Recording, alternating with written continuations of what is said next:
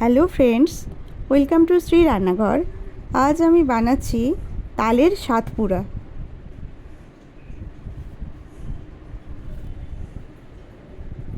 এর জন্য আমি সুজি, ময়দা আর তালের মাড়ি একসঙ্গে ভালোভাবে মেখে একটা ডো বানিয়ে নিচ্ছি। সুজিটা আমি বেশ কিছুক্ষণ জলে আগে থেকে ভিজিয়ে রেখেছিলাম, তার সঙ্গে ময়দা দিয়ে আর তালের মাড়ি দিয়ে আমি এটা ডোটা রেডি করে কিছু সময় রেস্টিংয়ে রেখে দেব। আর এটা হচ্ছে খেজুরের গুড়, এটা দিয়ে আমি নারকেলের পুর বানাবো। কড়ার মধ্যে গুড়টা দিয়ে দিয়েছি, এর সঙ্গে দিয়ে দিলাম একটু আদা কুচি। আদা কুচি দিলে গুড়ের যে ফ্লেভার ওটা ভীষণ সুন্দর হয়। গুড়টা হালকা নরম হয়ে যেতে আমি এর ওপরে দিয়ে দেবো নারকেল কোড়া।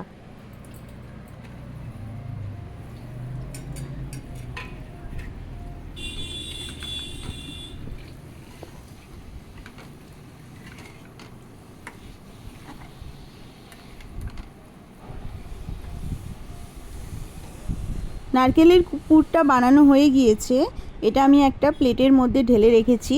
আর এই যে এটা বানিয়ে রেখেছিলাম বেশ কিছুক্ষণ, এবার এটাকে গোল গোল করে লেচির মতন করে কেটে নেব।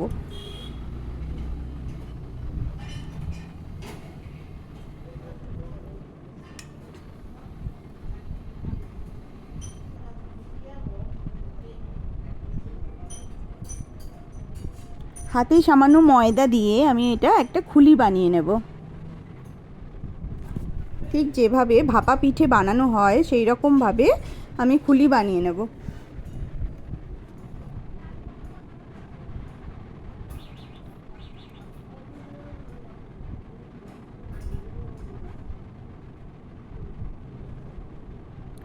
খুলিটা বানানো হয়ে গিয়েছে, এবার আমি এর মধ্যে নারকেলের পুর দিয়ে দেবো। নারকেলের পুর দেওয়ার পর আমি দুটো সাইড ভালোভাবে মুড়ে দেব।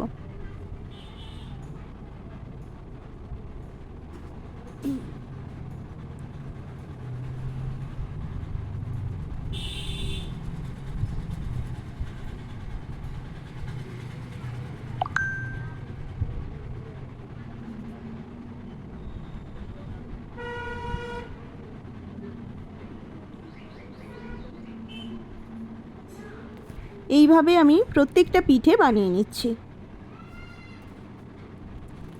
এবার কড়াইতে সাদা তেল দিয়ে দিয়েছি, তেলটা হালকা গরম হতেই আমি পিঠেগুলো এক এক করে তেলের মধ্যে ছেড়ে দেব।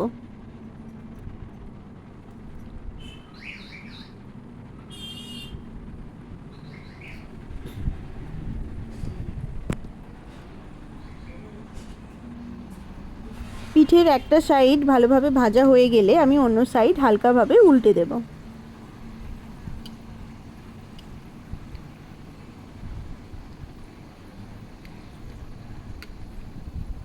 এইভাবে সমস্ত পিঠে আমি হালকা গোল্ডেন ব্রাউন পর্যন্ত আমি ভেজে নেব। আমি এটা প্লেটের মধ্যে ঢেলে নিয়েছি, পিঠেগুলো একদম ভাজা হয়ে গিয়েছে। আমি একটা পিঠে আমি খুলে দেখাচ্ছি ভেতরের পুরটা কেমন হয়েছে। ঠিক এই রকম হয়েছে, আর এটা খেতে খুবই সুস্বাদু হয়। তো বন্ধুরা, আমার এই রেসিপিটি কেমন লাগলো আমাকে কমেন্ট করে জানাবেন। ভালো লাগলে প্লিজ আমার চ্যানেলটি সাবস্ক্রাইব করে আমার পাশে থাকবেন। Thank you.